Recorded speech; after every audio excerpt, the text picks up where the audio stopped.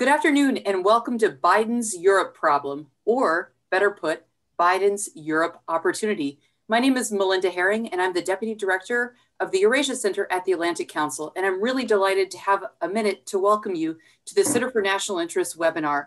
We're joined by four phenomenal experts with a range of views, and they're here to discuss President Biden's priority. We know that he's very focused on rebuilding the transatlantic alliance, but there are going to be some stumbling blocks along the way. And I think that our inestimable moderator and the editor of the National Interest is going to bring those differences out. Over to you, Jacob, and I look forward to a great discussion. Thank you. Melinda, thank you for that characteristically effusive welcome. And I'm delighted to open our panel today with Rick Burt, Benjamin Haddad, Rachel Rizzo, and William Ruger, all of whom are intimately familiar with these issues. Biden may indeed have a Europe problem. Here are some of the titles that have surfaced in recent days. Vox, Joe Biden faces a European ally problem. The Atlantic, Joe Biden has a Europe problem.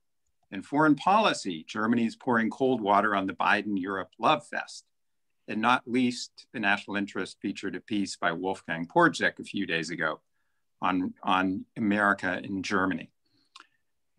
I would like to turn first to Rick Burt to kick off this session. And I'd also like to remind you before we turn to Rick that there is a prompt at the bottom of your screen in which you can ask questions of the panelists. I will see these questions. While I won't be able to probably pose all of them, please do ask questions and I will do my very best to pose them to our speakers. With that, I would like to begin with Ambassador Rick Burt. Does Biden, in fact, have a Europe problem? Thank you, Jacob, and I'm delighted to be here today. And I'll just begin by trying to answer your question both in a very short form and then a little lengthier form. He does have a Europe problem, but I agree with what was said earlier. There is also potentially an opportunity. If I have a key point to make today, it is while Biden's desire to revitalize the transatlantic relationship is both necessary and important, it will not be easy. It is not simply a matter of both sides of the Atlantic trying to pick up where President Obama left off. Revitalizing the US-European relationship will require both real government capacity on both sides of the Atlantic, as well as creative vision. And there is, I think, a real question of whether the governments have both not both, but really have the focus, the bandwidth, and the necessary flexibility to achieve this. So let me make three principal points. First, both the new administration and key governments in Europe are very preoccupied, almost in a historical sense, post-war sense, with domestic demands and challenges. In Washington, those challenges are truly historic. They probably rival, if not in some ways surpass, the kinds of issues that Franklin Delano Roosevelt had to face in 1932 as he entered the presidency. You not only, of course, have the pandemic and the economic consequences of the pandemic, you've got the racial and equity issues that have been with us for a good part of the last year and were highlighted yesterday at the White House. You have environmental problems that were, by the way, highlighted today in the White House. But perhaps maybe even more important than these, you have the political and legitimacy issues that were highlighted January 6th, the insurrection at the Capitol, and will once again be highlighted during the coming impeachment debate. Beyond these challenges, though, and this is, I think, a key point, Biden is clearly pursuing a course correction to the neoliberal policies that were pursued both by Democratic and Republican administrations prior to Trump.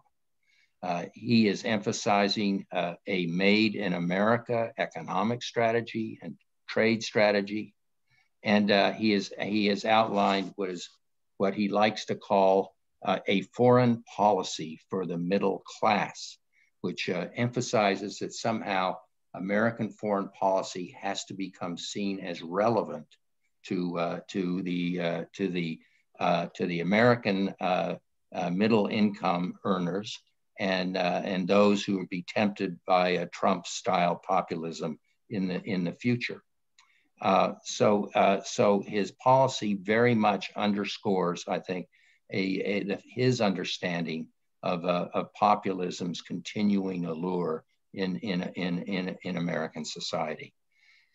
Arguably, there are some similar forces at work in Europe. German politics themselves are at an inflection point. There's new leadership of the CDU party. We are looking at the possible emergence of a black-green coalition later this year, which would probably preoccupy any German government for many months in terms of coalition discussions and agreement in an effort to reach agreement and hobble Germany's ability to pursue an activist foreign policy. French politics are also at an inflection point. The traditional center-right of French politics has essentially collapsed. Macron is moving himself to the right to take on the populists there. And we have a variety of different crises and chaos in other European countries, ranging from Italy to the Netherlands, not to mention the continuing illiberalism in Hungary and Poland. So so that takes me really to my second point. Despite all of this, as this group knows, the European Union, after Biden's election in early November, did lay out a very comprehensive approach to a strategic partnership with the new Biden administration. And it focused on issues like the trade agenda, the digital issues, the environment, sanctions policy, as well as defense. What was interesting to me about this document was not the desire expressed by the EU for this new strategic partnership, but essentially between the lines argued that we in the EU have got it right. We've been developing our thinking in all of these areas. We've gone beyond the United States in several of them, like how to regulate digital, how to establish a Green New Deal here in Europe. And while it was open to a strategic partnership with the Biden administration, seemed to suggest that this would only work if Biden signed on to the European agenda. Obviously, this will not happen. And I think in a number of these areas, there are going to be some early disappointments. You're not going to see the Biden administration quickly lift the tariffs on steel and aluminum. I don't think you're going to get a quick solution to the Boeing Airbus issue. I think you're going to see growing European pressure for taxes on US digital companies. In the environment, you have some opportunity for progress here, but also it's going to be hard for a lot of at least small and medium-sized American companies to meet much more rigorous European environmental standards. In the sanctions area, I agree that the Biden administration will not want to apply unilateral sanctions, as did the Trump administration on European companies and the like. But one of the first issues that a Biden administration may have to address with Europe is mandated congressional sanctions on Nord Stream 2, which could come about any day now once pipeline begins in Danish waters there. So the Biden administration could find itself in a very difficult crisis with the Germans on Nord Stream 2 before the week is out. And finally, on defense, well, I think there's a recognition that we should look at output for defense, not spending on defense, and force structure and procurement. European efforts to strengthen the EU arm of its capabilities is going to draw criticism both from Congress and, I would guess, the Department of Defense. So the question that takes me to really my third point here. Are we in a situation where it's not going to be possible to revitalize the relationship because of these differences? My answer is to really look at what is probably the key lesson of the Cold War and recognize that a strong transatlantic relationship will or could form a critical part of responding to the global challenge posed by China. In other words, democracies need external challenges to pull themselves together. And I would argue that if the administration is shrewd and clever in how it builds a community of democracies, including not, of course, just the Europeans, but those in Asia, as well as other states to deal with the Chinese challenge, that solutions to the list of issues I talked about earlier will be found. This means that recognizing the Chinese challenge will not only lead to solutions in the areas of sanctions, digital, and trade, but it will also require, though, a Biden administration to be sophisticated about striking a balance on addressing China.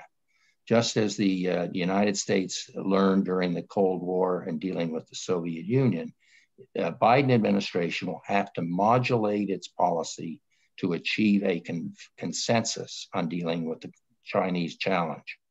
And the United States and the Europeans and the Asians will all need to do the same.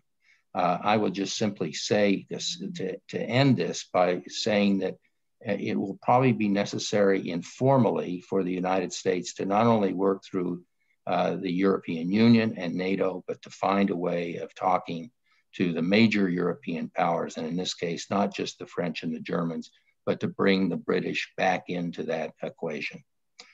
In the end, I am not as pessimistic as I may have sounded at the outset, but again, it will require a broader strategic vision, in this case, recognizing the severity of the Chinese challenge and a sophisticated diplomacy to actually execute on an effective China policy.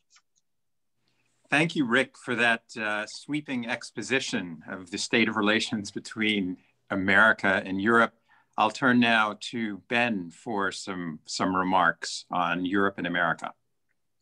Thanks, Jacob, and thanks for the invitation. I think this is a really timely conversation with a provocative title that I think breaks with some of the naive optimism that we're seeing a little bit in some quarters. So it's good to have also a lucid talk about what we can really expect from the transatlantic relationship in the next few years. And let me first start maybe with the good news in the glass half full, which is that clearly we have a team in Washington that is committed to the transatlantic relationship, that has, I think, an experienced roster of advisors, of officials who have dealt with Europe, from Tony Blinken, Jake Sullivan, and others, who really think that the relationship with Europe is one of America's greatest assets when navigating some of the challenges that we already talked about, especially strategic competition with China.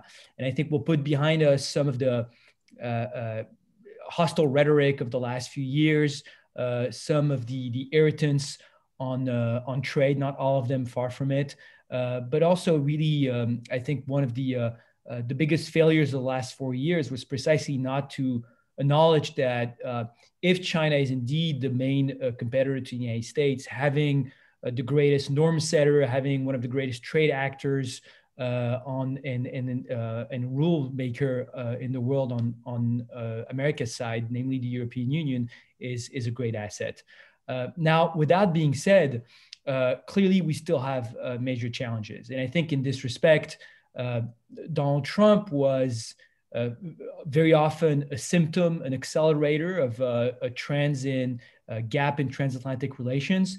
He widened them, but I think we too often focused on his personality or his rhetoric and ignores some of the structural challenges in the relationship that I think are still present in the relationship with the Biden team.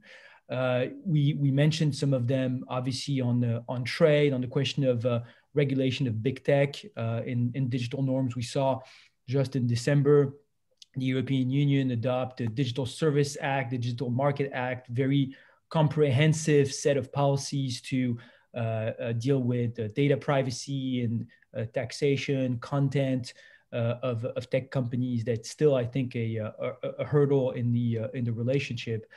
We talked about China, of course, and while Europeans have acknowledged in recent years the challenge coming out of China, the European Commission released in 2019 a paper talking about China as a systemic competitor of the European Union. Of course, we've seen right now, as we speak, the EU concluding a investment agreement with China that's been already criticized during the transition by some Biden officials.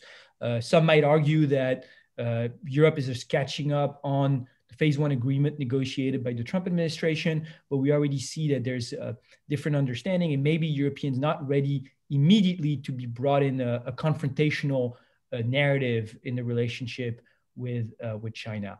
And of course, we're foreign policy people, but we can't ignore the fact that President Biden has clearly set, first and foremost, domestic priorities for at least the first few months of his term. He was elected, as he says, in the midst of an unprecedented health crisis, economic crisis, and racial and identity divide in the United States. His first few months will be focused on tackling the pandemic.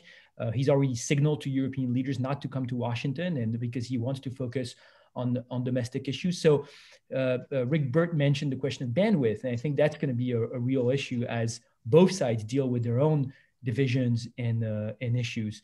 We've seen obviously the events of January 6th and others that I think will leave deep traces in American democracy.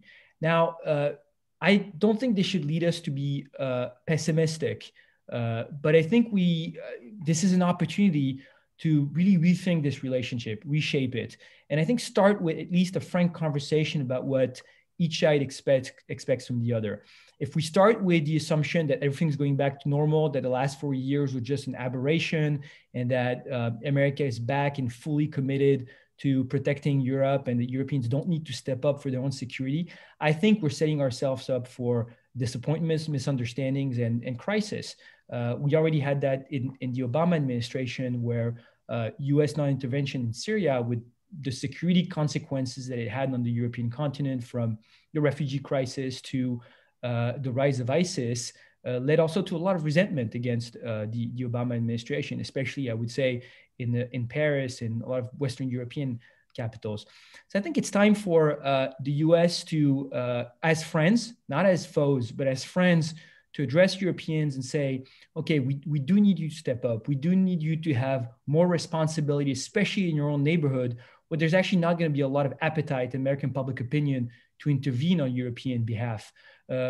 Maybe I think that some of the language and some of the initiatives that are coming out of Europe, and sometimes we talk about European sovereignty or strategic autonomy, should not be greeted with so much skepticism or reluctance in the United States. I think they should be embraced and shaped in a way that they are an asset to transatlantic relations. I think we need a more balanced partnership where a resilient, strong, responsible Europe is actually a clear strategic objective in the United States.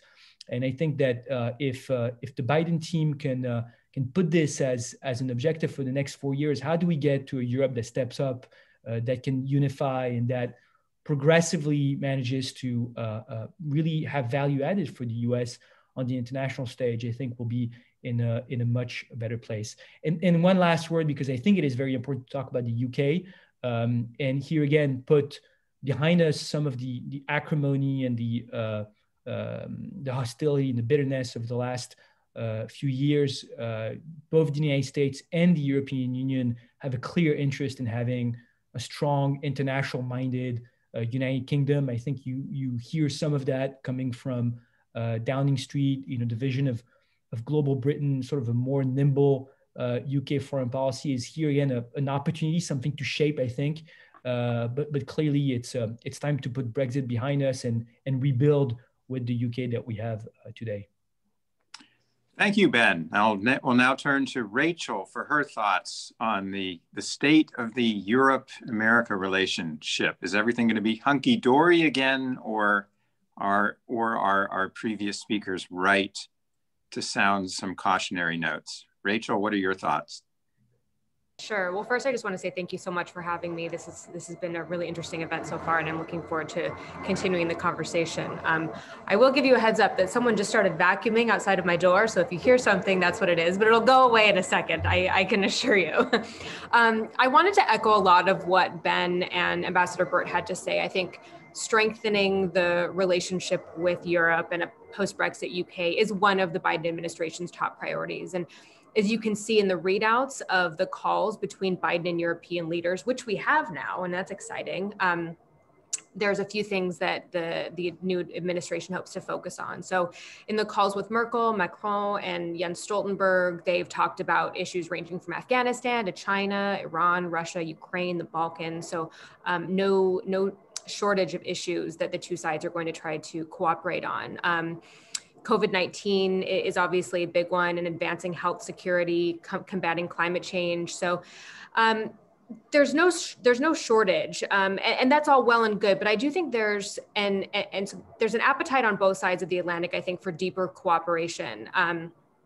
And I think, as I said a couple weeks ago, that the election of Biden does allow transatlanticists to breathe at least a temporary sigh of relief, because at least you have someone in the White House that is pro-Europe and pro-NATO. But I do think that there's going to be a few issues that the two sides are going to have to contend with, which, if not hampering cooperation, I think does make it clear that we are heading into a new era of transatlantic relations, and this idea that the relationship will somehow go back to what it once was, whatever that might mean, is a little bit fantastical. So I'm going to echo a lot of what Ambassador Burt and Ben had said in terms of China. I think it's a little unrealistic and naive to think that the EU leaders were going to wait for Biden to take office before signing the CAI, especially after 7 years of negotiations. But I think that the fact that they went ahead with it does send a clear message, which is that Europe views China through the lens of economics primarily, whereas the US looks at China as much more broadly as a geopolitical competitor. Europe doesn't want to have to pick sides when it comes to the US and China. And Merkel's comments at Davos earlier this week talking about a group of democracies and how that would sort of ostracize China. And what she said about that, I think, is something that we need to pay close attention to. If we think about the CAI just in basic terms, where Germany is going to gain huge economic benefits, France wants a more sovereign Europe, Italy was one of the first EU countries to sign on to BRI, it makes sense that this is going to go forward.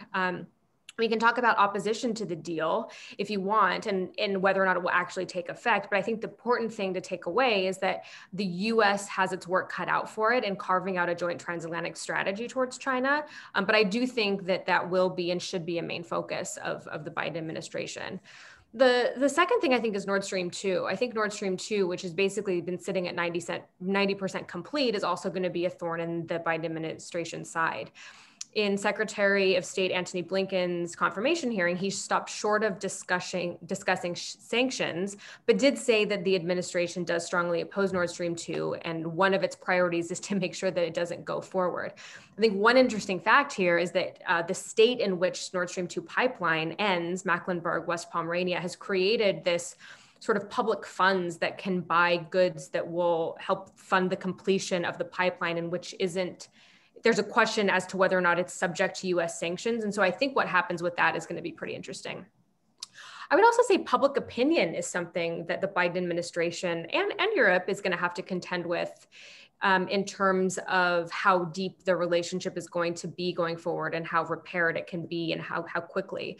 So the European Council on Foreign Relations, President Mark Leonard and Ivan Krastev just wrote this really fascinating account of some public polling in Europe, which really took me back after reading it and sort of put my lofty goals on this great transatlantic renewal, put a bit of a hampering on them. So some of the interesting numbers that have come out of that poll, 6 in 10 Europeans think that the US political system is broken and that China will become more powerful than the US over the next decade.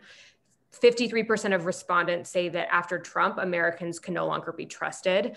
And 51% of respondents don't subscribe to the view that under Biden, the US is likely to repair its internal divisions. And so I think that kind of gives us a hit of reality on what we're contending with here. But I do think that there are some areas of quick wins that the administration can focus on. The first is just showing up again and having a pro-transatlantic president in the White House. I also think that there's a chance to, we rejoined the Paris Climate Accord. So talking about issues related to climate, I think starting a transatlantic discussion on technology is a big one, as well as human rights. So I'll be interested to see, where the conversation goes from here and look forward to continuing it. Thank you, Rachel. This is the perfect segue to Will Ruger. Will, today, Biden was quoted as telling a European leader that NATO is sacred, thereby elevating it to the status of a religious doctrine. What is your take on where the Biden administration is headed, and what should transatlantic relations actually look like?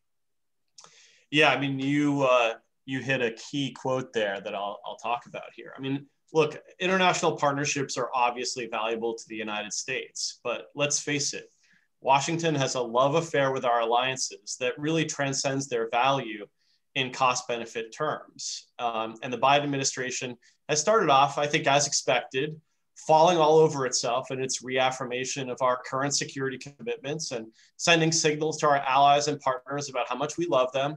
I mean, I half expect Foggy Bottom to deliver cards to their embassies on February 14th. And again, witness what President Biden said today or said in the call with the NATO Secretary General, right? He called it sacred. And I think, John Glazer, for example, of Cato, really noted well in his response to that it makes it difficult to scrutinize the relationship relative to national interests when we're making such a religious statement about the commitment. And look, this love affair and the rhetoric that goes along with it not only makes it hard to assess the relationship based on our ends, but it creates real problems in promoting positive changes that we need. So burden sharing, burden shifting, right? These are important, especially with allies that have been free or cheap riding on the United States for some time. And I think that the past administration, there was ways in which it could have handled it better, but it was certainly a much stronger in trying to push our European allies in a direction in which they would be better partners. But the problem isn't just the cheap riding. It's also, there have been problems with them supporting our attempt to right-size our approach to China. We also aren't being very realistic when we talk this way about the fact that Europe, especially the Germans, aren't just economic partners, but economic competitors. And we can't be playing neoliberal institutionalism while they play a more hard-headed realism in economics, defecting when it suits them, but expecting us to cooperate and subsidize their behavior. So I think we have to get a little bit more real about this. Again, it's trite to say so, but I think it needs to be remembered that allies are means and not ends. And when the allies aren't stepping up to the plate and fulfilling their side of the deal, then the relationship isn't healthy. And I hope this administration will be a bit firmer with our allies, even if it's behind closed doors, to make sure that they understand that we're not going to be Uncle Sucker anymore. And again, because these allies aren't cutting it, they're spending too little, getting too little bang for the buck. The American taxpayer isn't going to continually tolerate that. We have so many needs at home and so need to pursue greater restraint in our approach to the world, then Europe could step up to fill in behind us as we do so. It's rich, it's populous, its chief geostrategic adversary, Russia, has an economy that's relatively small as the size of Spain, and a military budget that Europe could easily surpass. So I think that Europe is well poised to step in and to do more. And so I think that we should welcome greater European autonomy. It isn't a bad thing. It would be good for them, and I think it would be good for us. It would be good for them because they rightly question, I think, how firm the United States' commitment is to them in the long run, despite all this romance we're seeing this week. We're more focused on China. Russia's a weak adversary and very little threat to us, let alone to the wealthy populous states of Western and Central Europe. And we don't need Europe as much as we used to. Plus, we can't forget, like I said before, that we just have a lot of different interests, even if sometimes and even frequently, they overlap. We're seeing that over China and Nord Stream 2. And as the world changes, this is going to become even more apparent, especially if the US actually gets more hawkish on China and tries to turn our efforts there into Cold War II. That's going to cause the Europeans to be even less excited and have less interest in following our lead there. But again, I mean, greater European autonomy wouldn't just be good for them in some ways, it would be good for us. Europe could be a better partner in dealing with shared interests if it is incentivized to be stronger, and it has to internalize the costs of their decision. And this includes how they approach Russia and dealing with instability in their neck of the woods. And again, for us too, we wouldn't be subject to potentially being chain ganged into conflicts where our interests differ. One last thing, and I know this will make Melinda happy. We're going to have big problems if we want to be serious about Georgia and Ukraine joining NATO. This is going to cause friction in US-Russia relations and could continue to prove dangerous for those we're ostensibly trying to help in those former members of the Soviet Union. And it's not clear how the Europeans will approach this. And I use that in a plural sense because, of course, we can't view Europe as a unitary rational actor here, right? You have different countries within Europe that will approach these types of things differently. And that's going to create frictions in the transatlantic alliance. But even more so, I would say that Americans should be concerned about the drive to promote even more allies and even greater security commitments for the United States in Europe, because Russia, Georgia, and Ukraine are especially problematic partners on that front. But I'm sure we can get into that in some of the discussion, and I'm sure we'll have many huckleberries for that. I'm grateful to Will for throwing a few rhetorical hand grenades into this debate, and I'd like to follow up by Will's remarks with a question to our other three panelists, starting with Rick, then Rachel, and then Ben.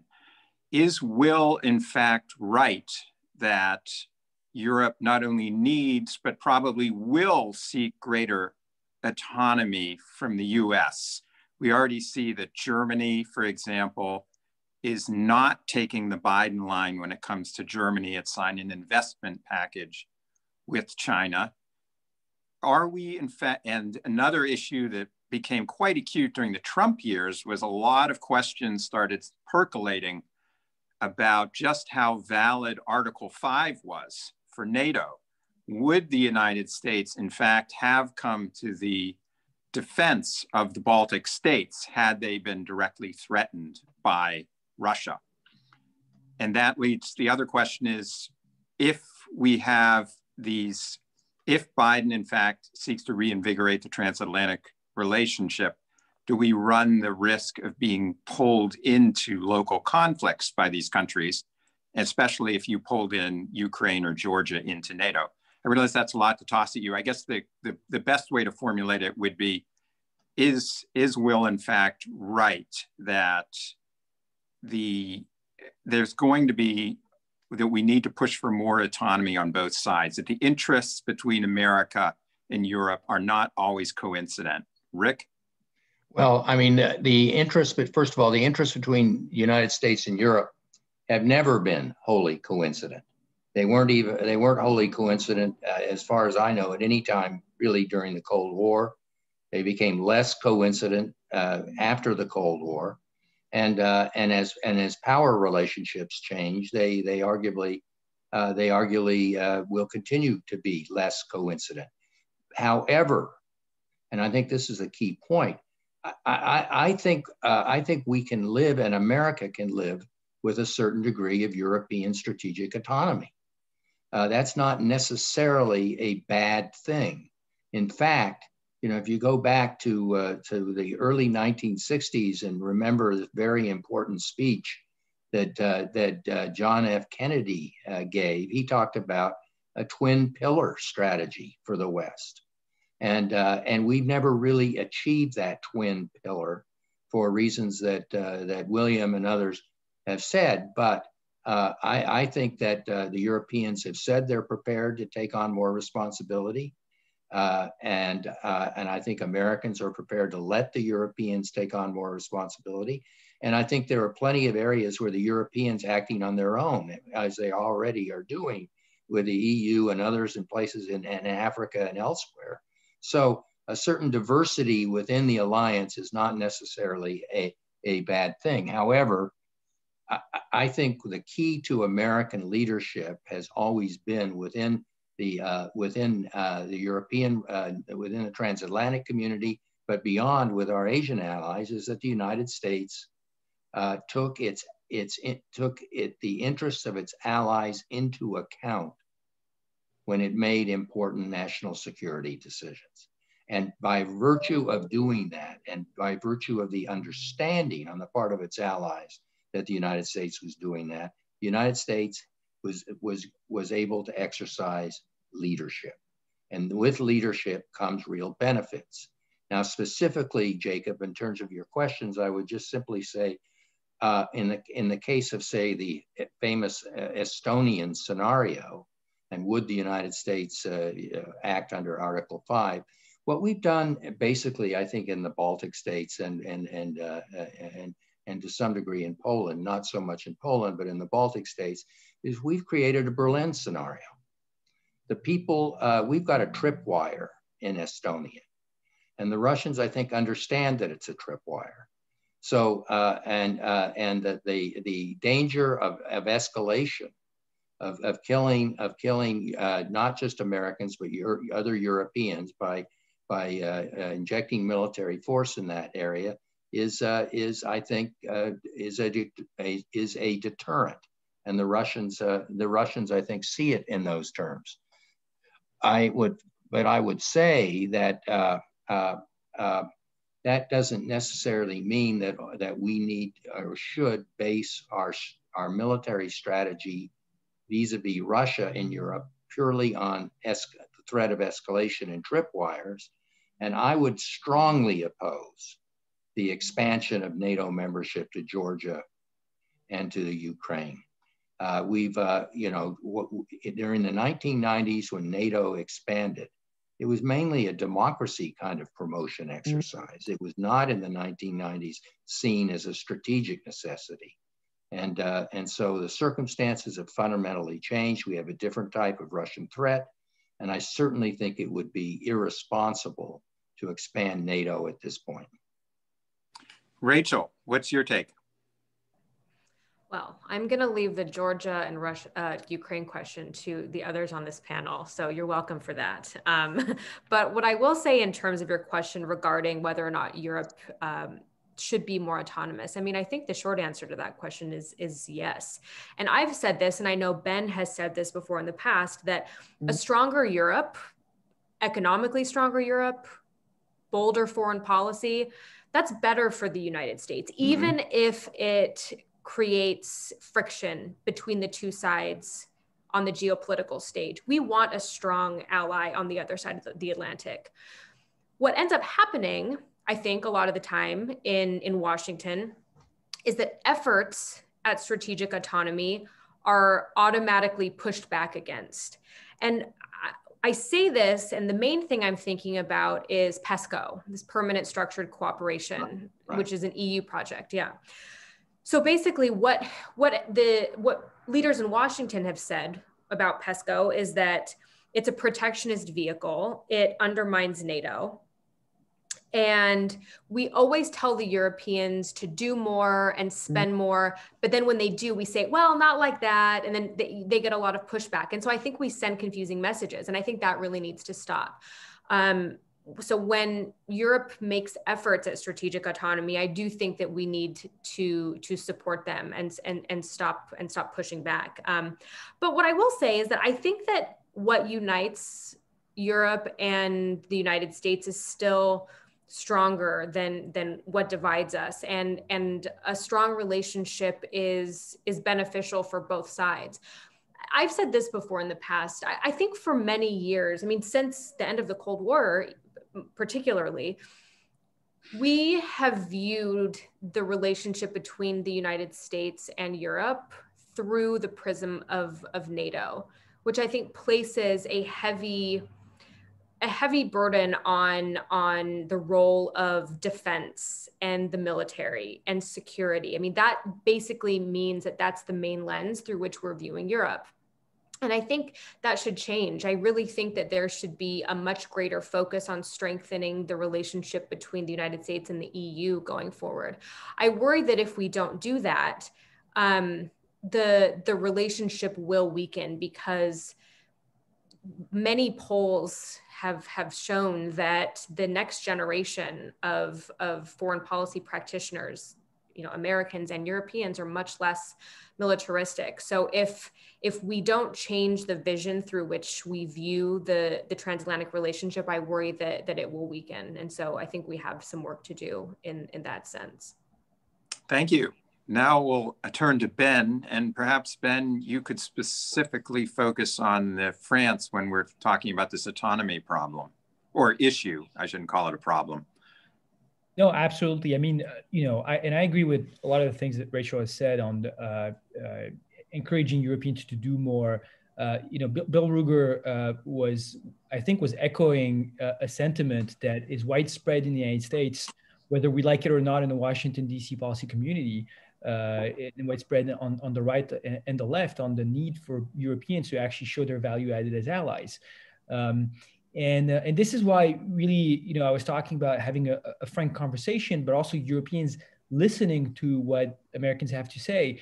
The concern over burden sharing and Europeans spending more and being more responsible strategic actors did not obviously start with President Trump. And we heard, the famous Jeffrey Goldberg interview of Barack Obama at the end of his second term, where he calls the French and the UK free riders and is very critical of the intervention in Libya, maybe trying to pass the buck here, but still you had, Secretary of Defense Bob Gates' famous speech at the end of his term, basically, saying what we just heard, that children and grandchildren of Americans won't want to pay for Europeans' defense when they see rich countries not taking care of it. We saw that being echoed in, I think, a very confrontational, hostile way by President Trump, which probably did not help. But to be fair, his predecessors had also failed to a certain extent to encourage Europeans to do more. And I think we had a really major missed opportunities. I mean, I'll give you just one.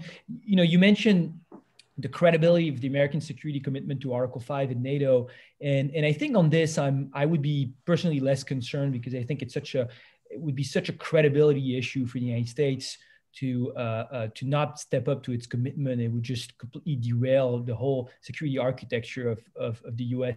in Europe and its alliance system.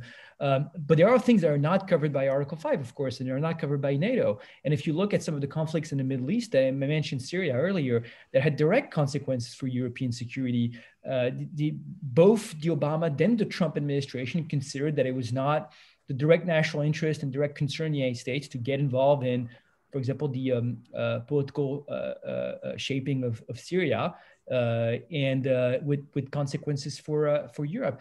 When President Trump, candidate Trump rather, ran for office in 2016, he made very clear his desire to withdraw from Syria once ISIS was destroyed. He repeated it many times afterwards. He was maybe contained by part of the bureaucracy in the Pentagon, but he was very explicit about this. This famously led to the resignation of Secretary of Defense Jim Mattis. And yet, when he finally announced the withdrawal 3 years later, everyone was shocked. And Europeans were shocked, and they talked about an uncoordinated withdrawal. And for sure, it was uncoordinated, but it was definitely not unannounced. And I think people just hadn't listened. And you had 1,500 American special forces in Northeast Syria. And I think instead, if we had had a coordinated strategy of really telling Europeans the United States is going to withdraw, you need to step up, progressively send European troops to replace American troops. I think there we could have, gotten, I think, a much more effective transatlantic strategy in an area that has, once again, direct consequences for Europeans. When the French talk about strategic autonomy or sovereignty, I think that's precisely what they're talking about, is trying to get Europeans on board to be more assertive, more responsible, at the very least in their own neighborhood.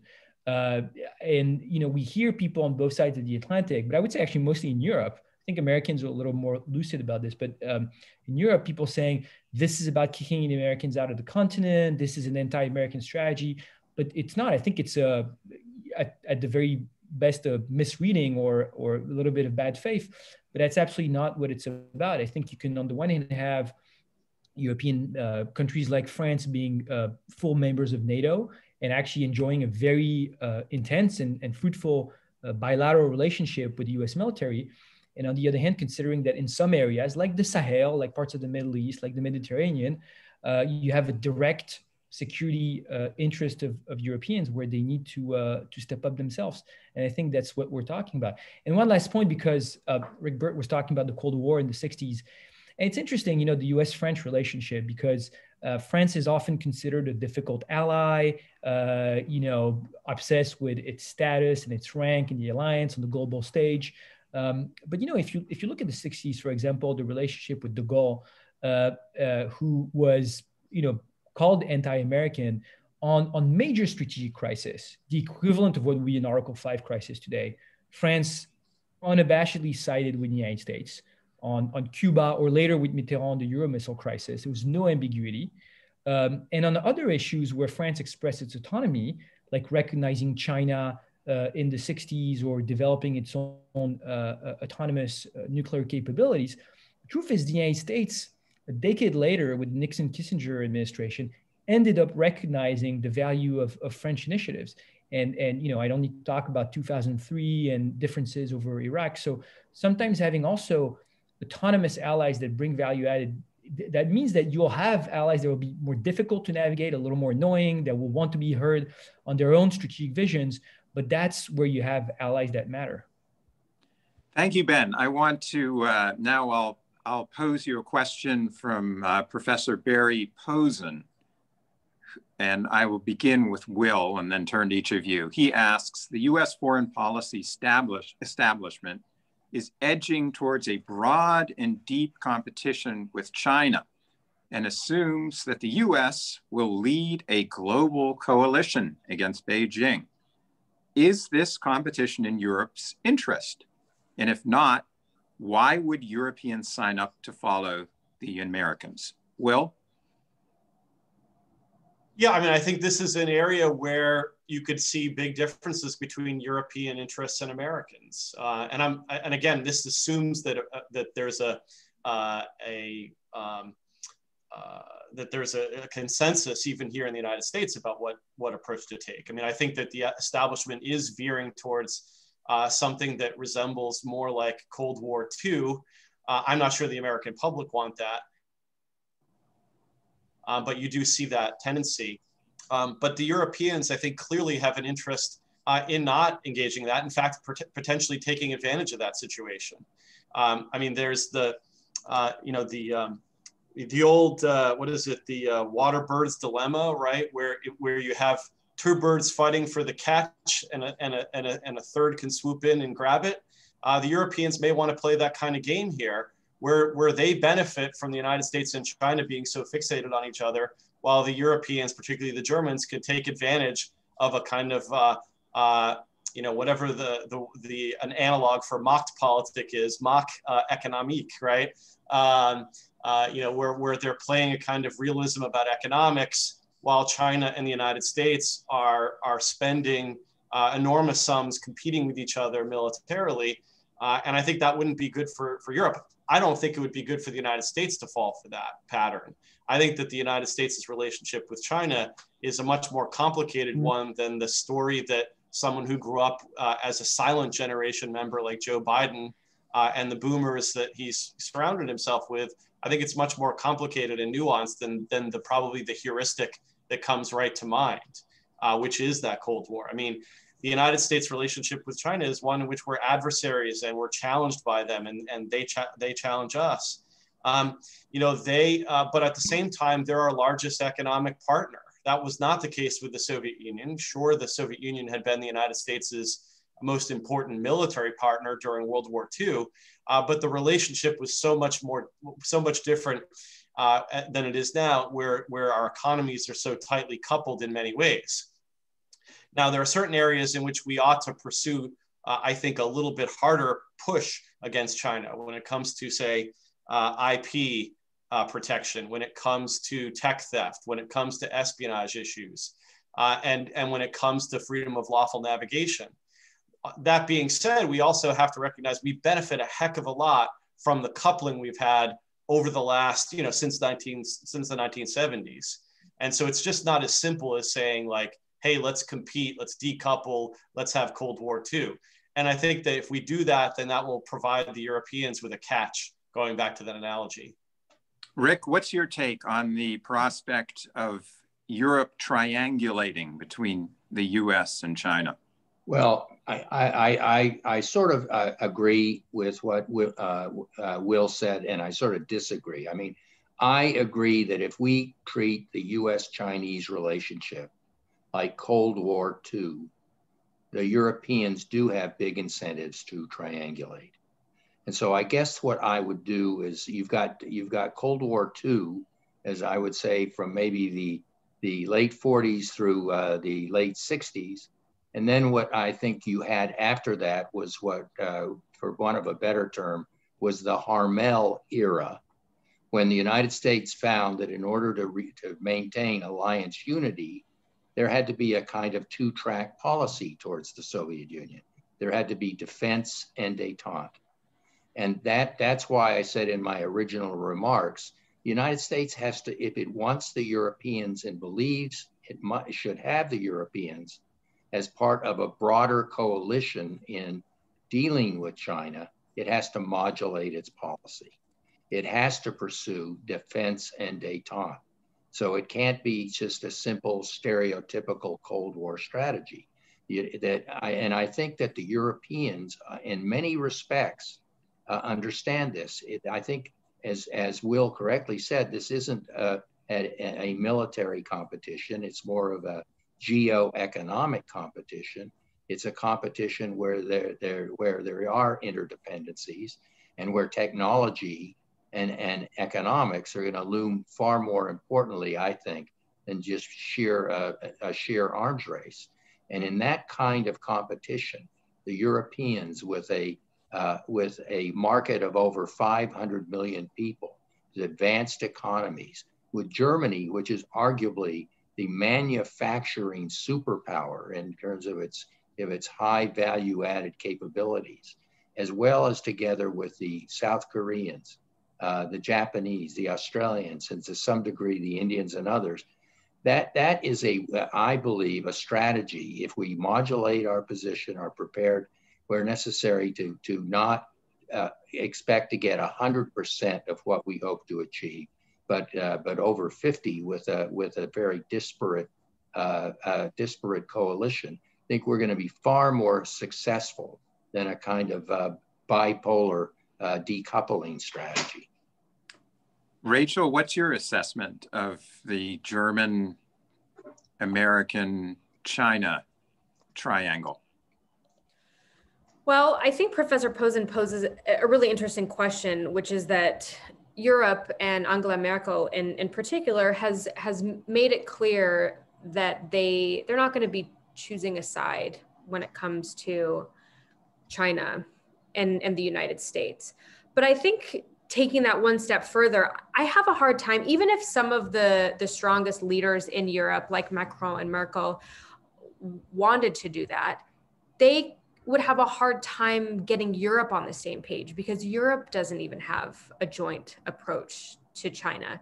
Some countries are much much more deeply in Chinese investment, for example, is much more deeply ingrained in certain European countries than others. And so I think that that's something that Europe is going to be contending with for quite some time.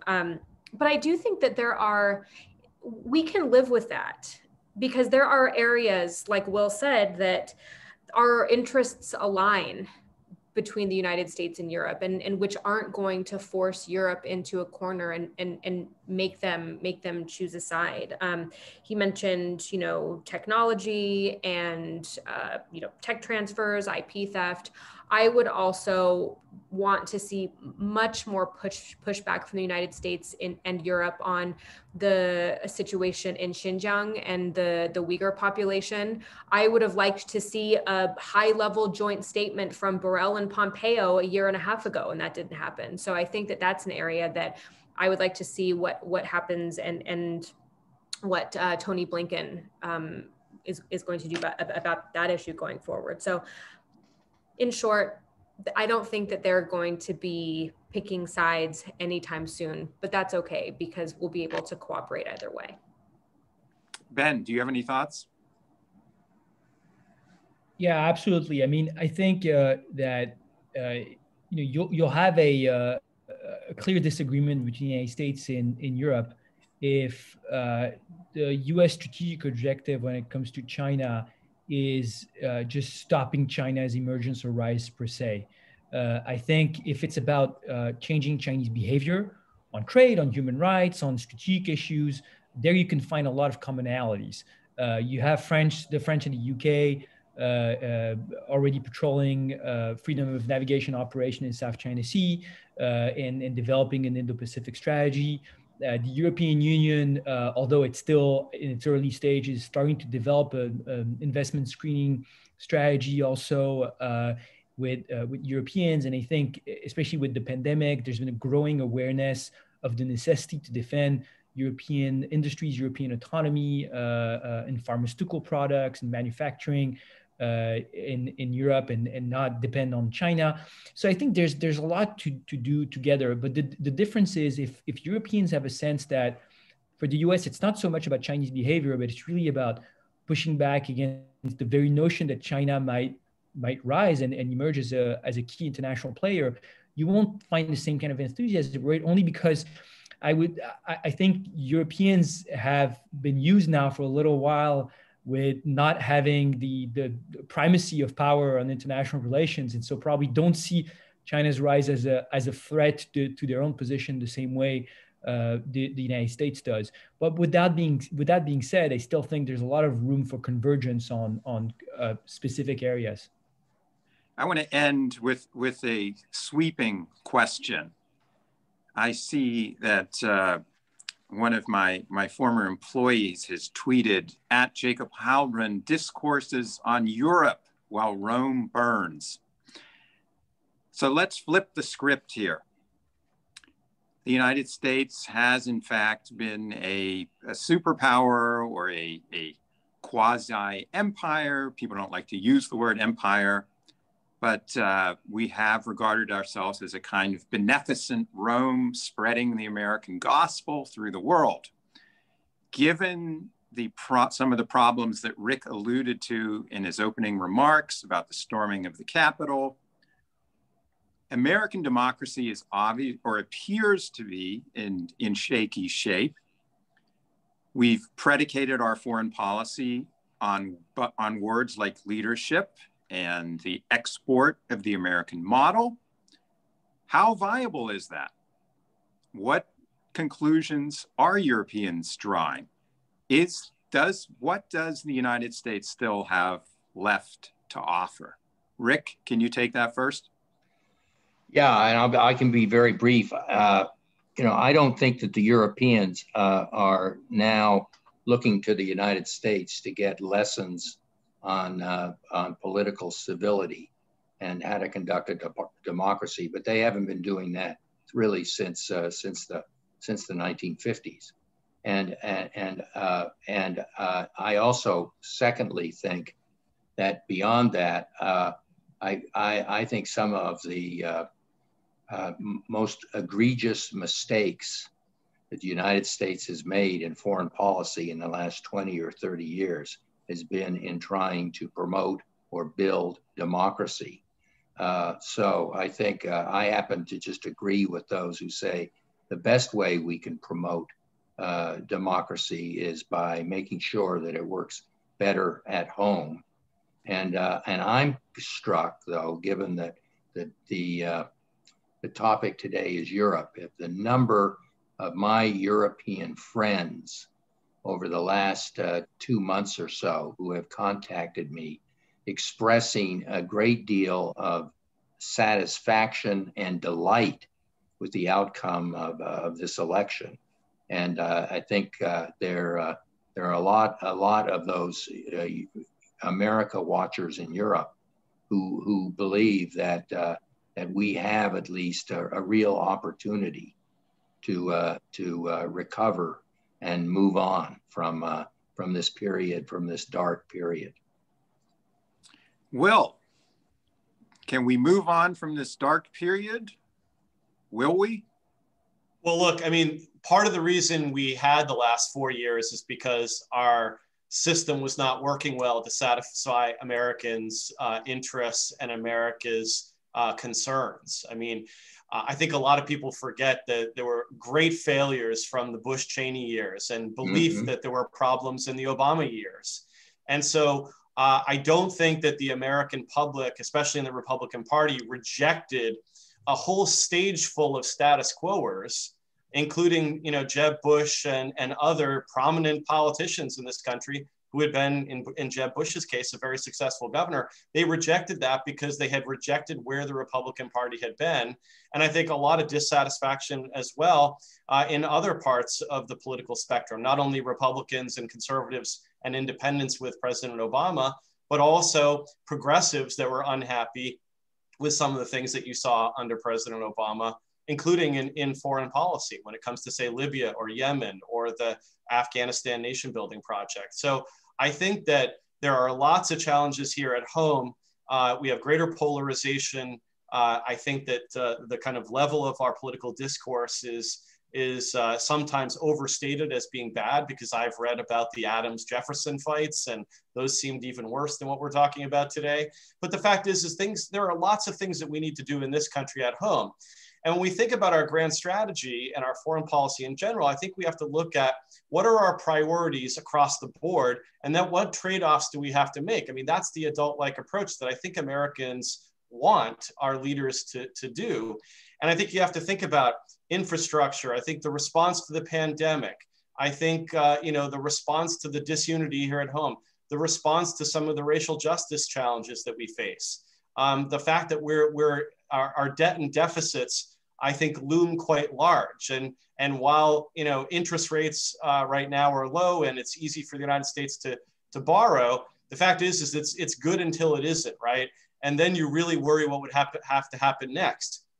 And so I think there needs to be an American renewal, as opposed to the United States trying to find more ways to massage our allies or to add new ones or to find new ways to try to engage in leadership. I think the best leadership for America would be to solve many of our problems or try to ameliorate many of our problems here at home so that we can be an exemplar to the world. And that would be the best way to do liberal democracy promotion, in my view, while also making sure that we're safe, because we're not getting involved in unnecessary wars like in Iraq, like the nation building project in Afghanistan, Libya, Yemen, Syria, you name it.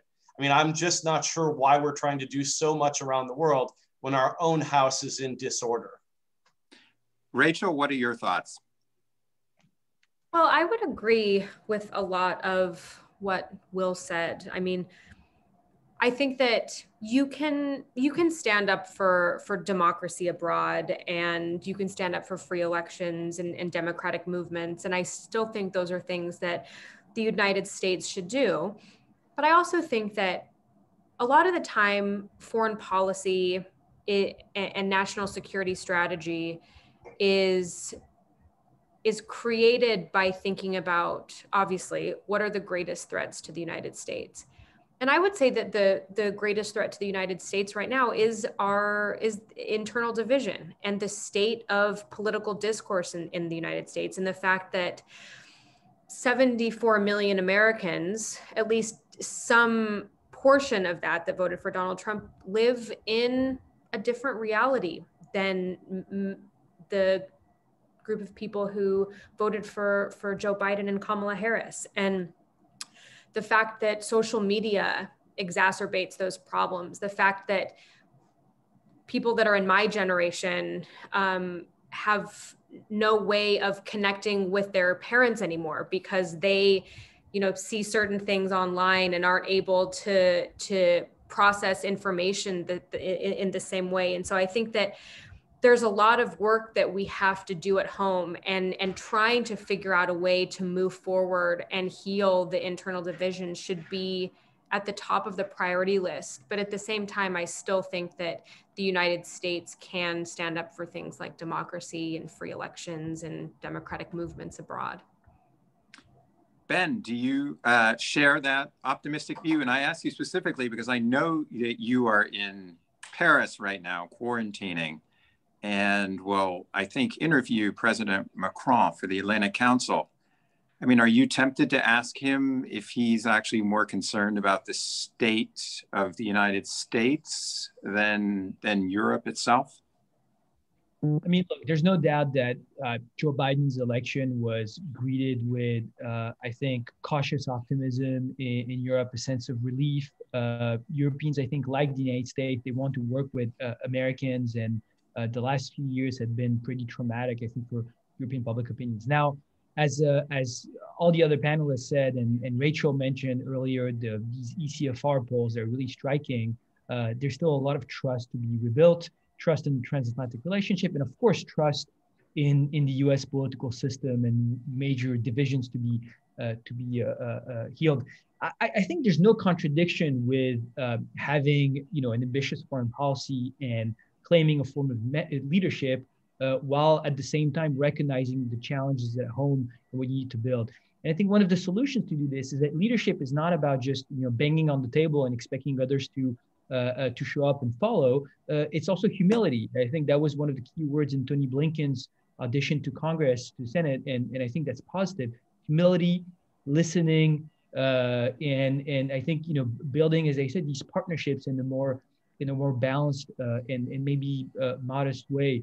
That's not really the way we've seen in previous administration. It will take some patience and healing, but I think that's the way to go.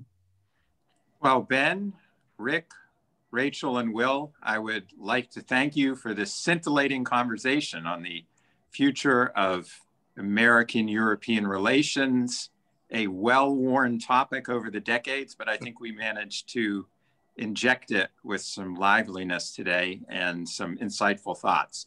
Many thanks. And with that, I'd like to close this session. Thank you. Thank you.